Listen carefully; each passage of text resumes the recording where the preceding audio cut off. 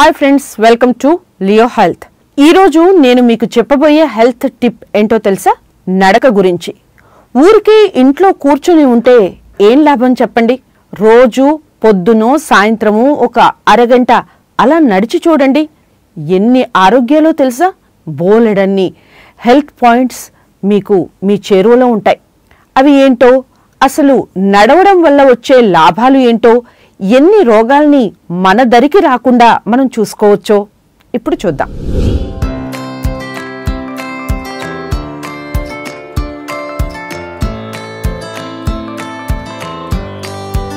ముందుగా మన అందరికీ తెలిసిన విషయం, అధిక బరువును తగ్గించుకోవచ్చు.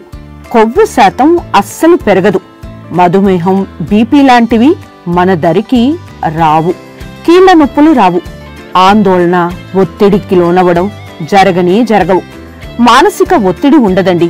నిజం. ఈ మధ్య కాలంలో బాగా వినపడుతున్న మాట డిప్రెషన్.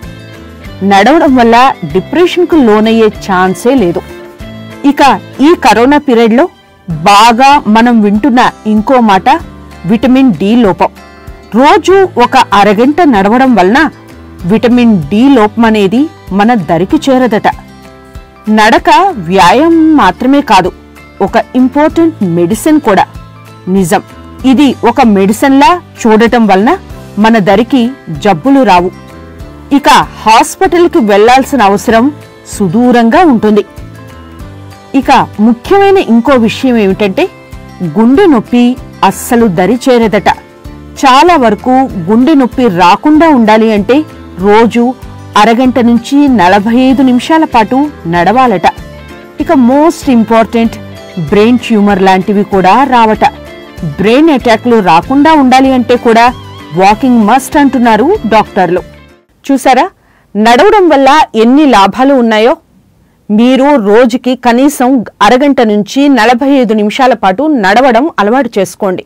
బోలెడన్ని జబ్బుల నుంచి మనం దూరం కావచ్చు. ఇంకో ముఖ్యమైన విషయం ఏమిటంటే, నడవడం వలన వయసు కూడా పైబడిన వారికి వయసు కనిపించదటండి. చూసారా ఎన్ని లాభాలున్నాయో? మరో హెల్త్ టిప్తో మళ్ళీ కలుద్దాం. Stay tune. ఇలాంటి ఇంట్రెస్టింగ్ వీడియోస్ కోసం తప్పకుండా మా ఛానల్ని సబ్స్క్రైబ్ చేయండి.